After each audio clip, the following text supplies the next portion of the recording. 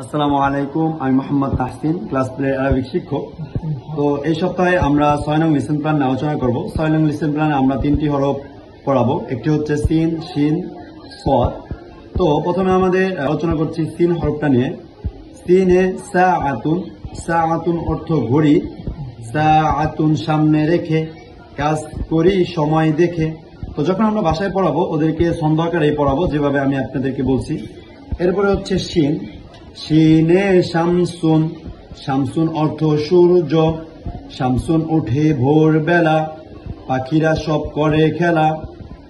এরপরে সদ, সদে সুবহুন, সুবহুন অর্থ ভোর, সুবহুন হলে উঠে পড়ি, ফজরের নামাজ আদায় করি।